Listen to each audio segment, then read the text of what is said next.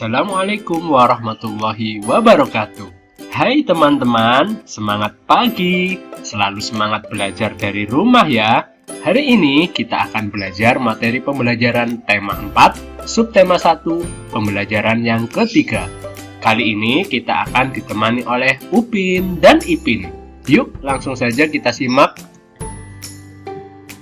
Tujuan pembelajaran yang akan kita capai adalah sebagai berikut. Nah, kalian perhatikan gambar dan teks yang ada di layar ya. Warga masyarakat di tempat tinggal Benny sedang melakukan kerja bakti. Mereka bekerja bakti membersihkan lingkungan. Semua warga masyarakat ikut dalam kegiatan kerja bakti, termasuk Benny. Kerja bakti membersihkan lingkungan merupakan upaya menciptakan lingkungan yang sehat. Dengan lingkungan yang sehat, warganya pun hidup sehat. Semua warga harus mengikuti kerja bakti. Karena kerja bakti merupakan kewajiban sekaligus tanggung jawab setiap warga masyarakat. Sebagai warga masyarakat, kita juga berhak untuk hidup di lingkungan yang bersih dan sehat. Nah, kalian perhatikan kata kunci yang ada dalam kalimat-kalimat yang sudah kakak bacakan tadi. Betul, ada kewajiban, tanggung jawab, dan juga hak. Yuk langsung saja kita bahas satu persatu. Yang pertama, kita akan membahas tentang apa yang dimaksud kewajiban, hak, dan tanggung jawab. Nah, apa itu kewajiban? Kewajiban merupakan sesuatu yang harus dilakukan dengan penuh rasa tanggung jawab. Contohnya, membersihkan lingkungan dari sampah, melestarikan lingkungan dapat dilakukan dengan melakukan reboisasi atau penanaman hutan kembali. Kemudian contoh yang berikutnya adalah menjaga kelestarian lingkungan dapat dilakukan dengan memakai kendaraan yang ramah lingkungan. Nah, selanjutnya apa itu hak? Betul sekali, hak merupakan sesuatu yang mutlak menjadi milik seseorang dan penggunaannya tergantung kepada orang yang bersangkutan. Contohnya, menikmati lingkungan segar, bebas dari pencemaran lingkungan, serta memperoleh air yang sehat dan bersih yang disediakan oleh alam untuk minum dan juga mandi. Kemudian, apa itu tanggung jawab? Tepat sekali, tanggung jawab adalah kesadaran manusia akan tingkah laku atau perbuatannya yang disengaja maupun yang tidak disengaja. Tanggung jawab juga berarti berbuat sebagai perwujudan kesadaran akan kewajibannya. Nah, selanjutnya, dari kerja bakti yang dilakukan sekelompok warga masyarakat merupakan bentuk interaksi manusia dengan lingkungan. Apa yang dimaksud dengan interaksi manusia dengan lingkungan? Apakah akibat dari interaksi manusia dengan lingkungan?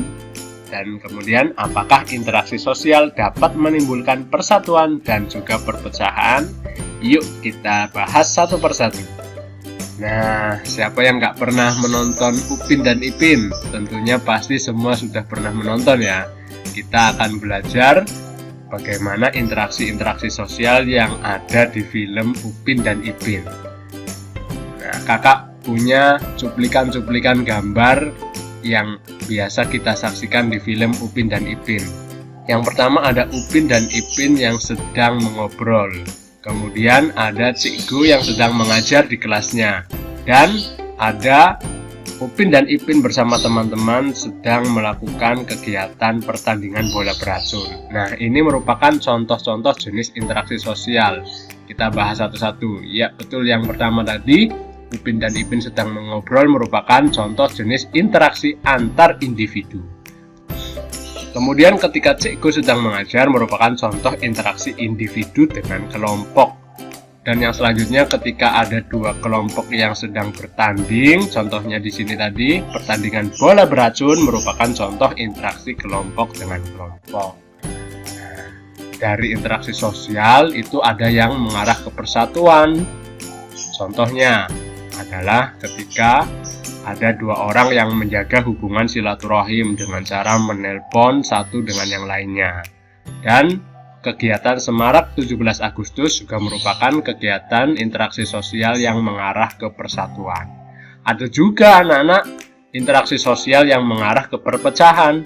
Contohnya adalah perkelahian atau tawuran. Kalian jangan meniru ya kegiatan-kegiatan yang seperti ini.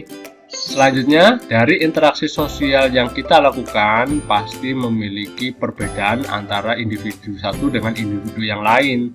Seharusnya perbedaan itu menjadi sebuah kekuatan dalam upaya pembangunan sosial budaya. Nah, upaya masyarakat dalam meningkatkan pembangunan sosial budaya kira-kira apa saja yuk? Betul sekali, dengan mencintai bahasa persatuan bangsa, yaitu bahasa Indonesia. Contohnya ketika Susantini ada di film Upin dan Ipin, dia selalu menggunakan bahasa Indonesia. Walaupun teman-temannya berbahasa Malaysia, tapi dia masih bangga menggunakan bahasa Indonesia.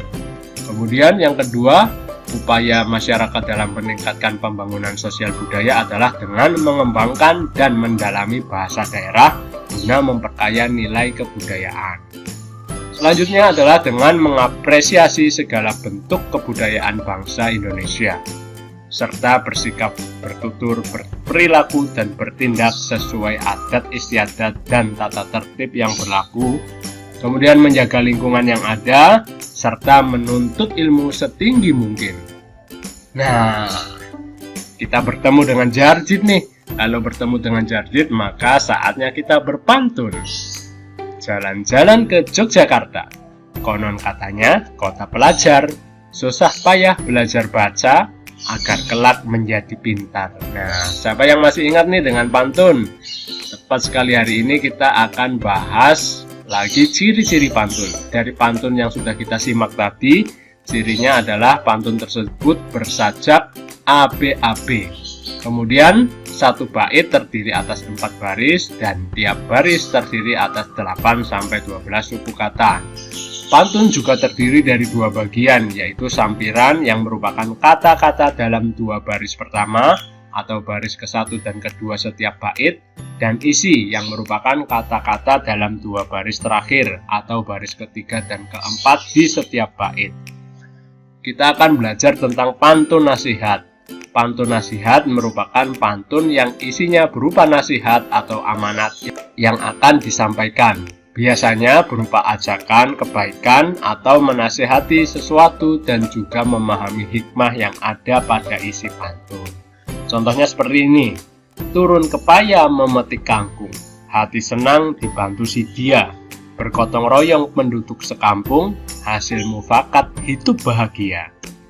Selanjutnya, merah muda baju si bibi, di tangannya ada bayam seikat. Masalah warga datang bertubi, berkumpulah untuk mufakat. Nah, dari pantun ini kita bisa melihat nasihat yang ada, yaitu maknanya setiap manusia hendaknya menyisakan waktu untuk berkumpul bersama warga kampungnya. Berkumpul untuk membicarakan masalah bersama hingga mencapai mufakat. Oke anak-anak, terima kasih atas kesempatan yang diberikan. Semoga kita bisa berjumpa lagi di pembelajaran berikutnya ya. Semoga bermanfaat, semoga bisa dipahami dengan baik materinya. Terima kasih. Wassalamualaikum warahmatullahi wabarakatuh.